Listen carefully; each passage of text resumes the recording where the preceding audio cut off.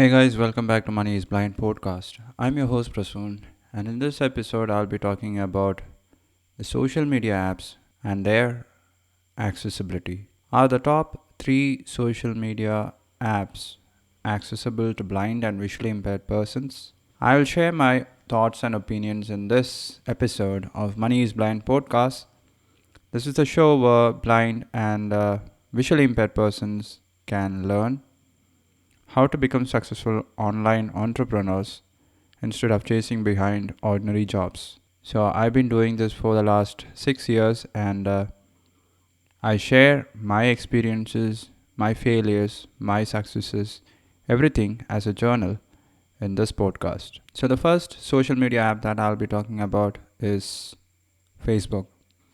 This is the social media app which I have used the most, but lately I'm not using it as often. So this is I can say that this is the first social media app which made me a bit more social online. So I first created my social media account in Facebook when I was in college. I think it was like 20 years back. And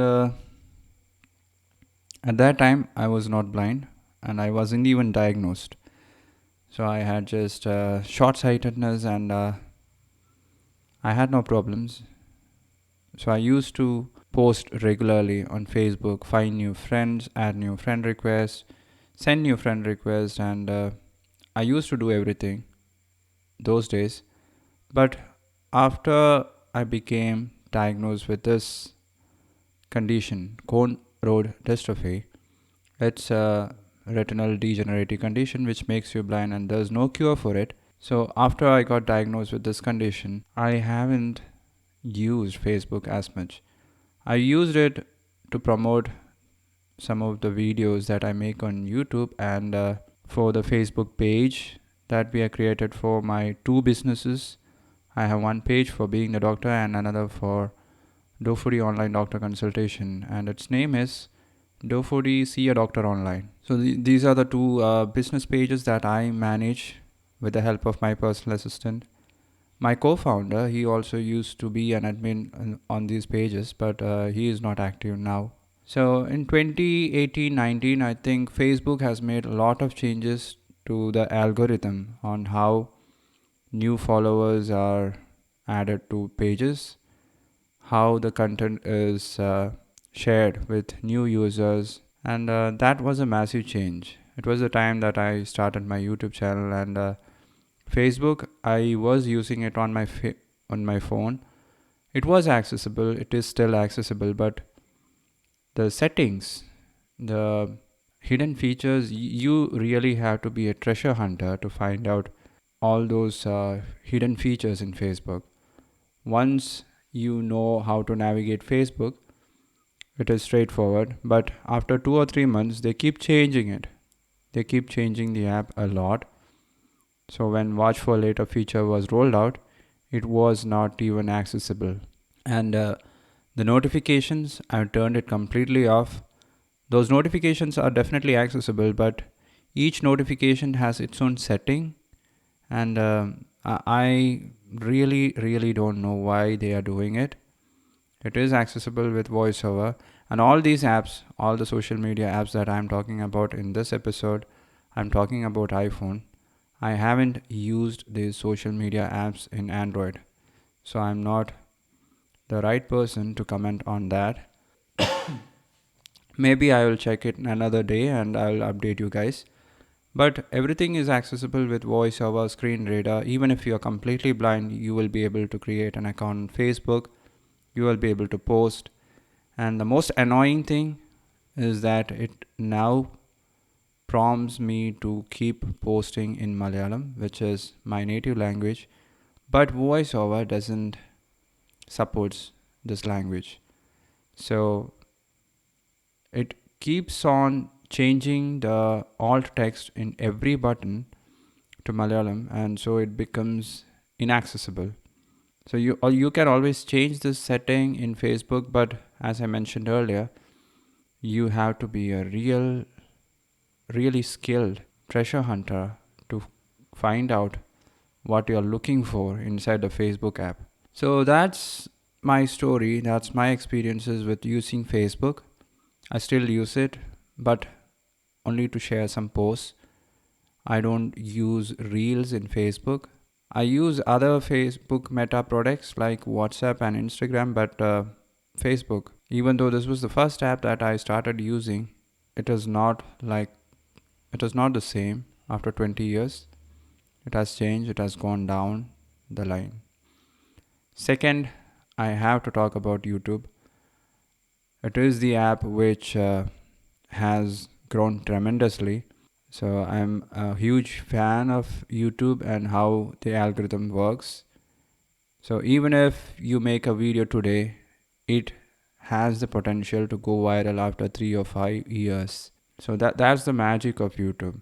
So search engine optimized videos, that's how YouTube works now. Just think about it. If you want to get a new kind of knowledge, if you were searching for something, where are you going to search? In Google or in YouTube? In Google, you will get web results, blog pages, and articles. But in YouTube, you are gonna get some videos where the person has already faced that problem and is teaching you. So you just need to listen to what he has to say and gain new knowledge. So I tried uploading videos by myself using the YouTube app. I'm not talking about the web version, the desktop version of YouTube. It is accessible, but you will find it very difficult to do it all by yourself if you're blind or visually impaired. You will need the help of a personal assistant to edit videos and upload it in the web. But in YouTube app, you can do it all by yourself.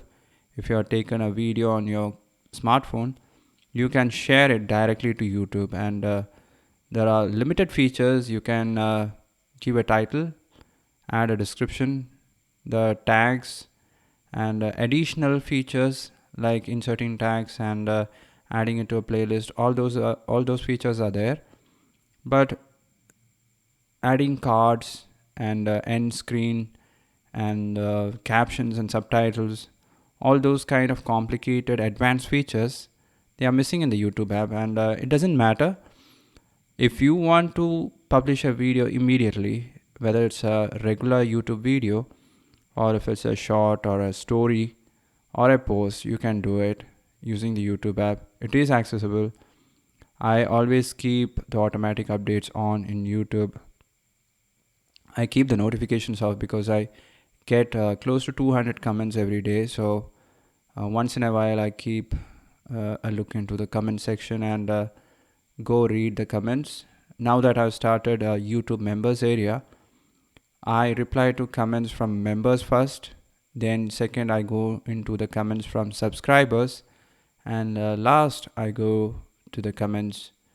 Uh, and last, I read the comments from non-subscribers but who are regular viewers. So I still don't understand why 80% of persons of my audience watches the video and still they decide not to subscribe.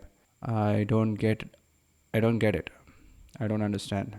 So regarding accessibility in YouTube, of course it is accessible. It is completely accessible with voiceover, the screen reader which is built into iPhones. Even comments, you can reply to comments, like the comments, share videos, and trim videos within the YouTube app. If you want to share a specific portion of a video, even that is possible. I've tried it, I've done it several times. You can give hearts to comments. You can do everything independently because the app is accessible. And if you are planning to start your own social media presence by creating content, try YouTube first.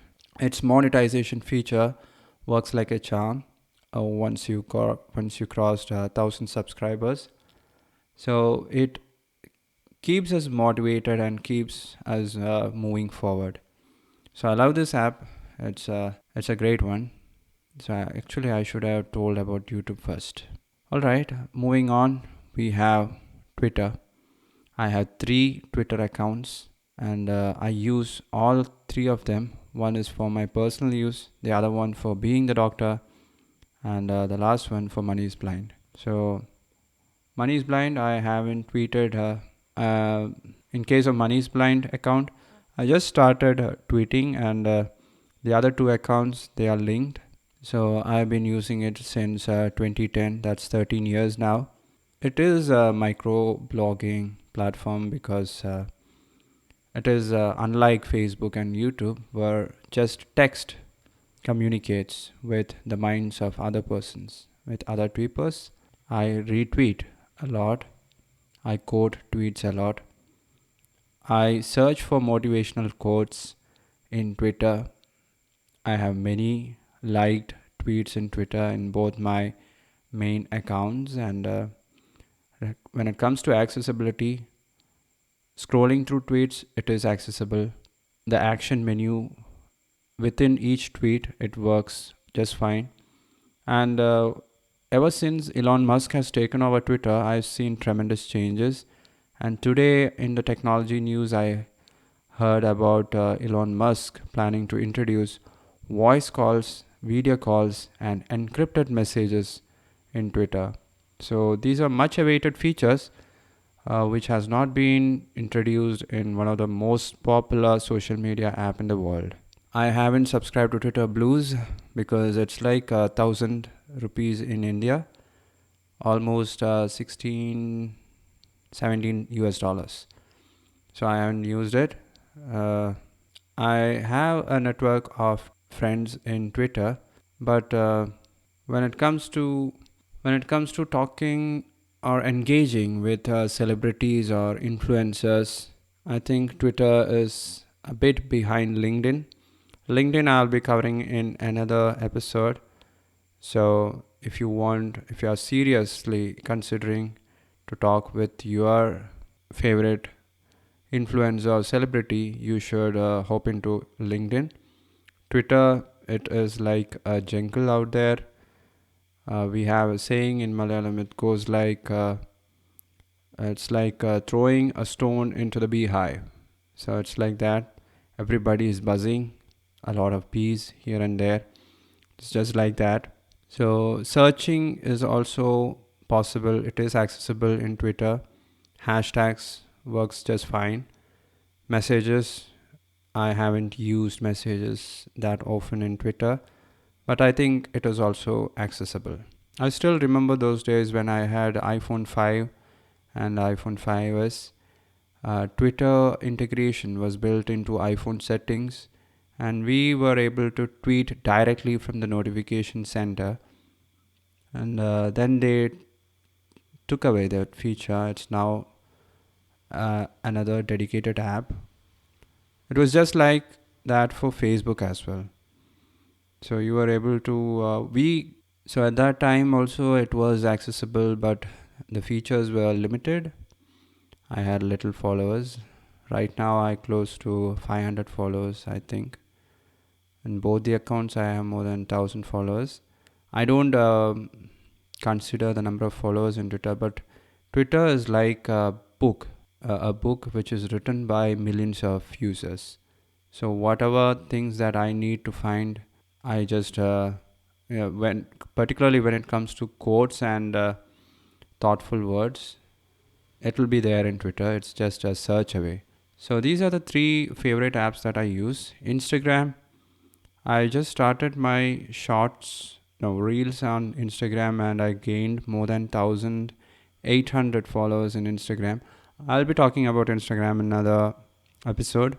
Bye bye.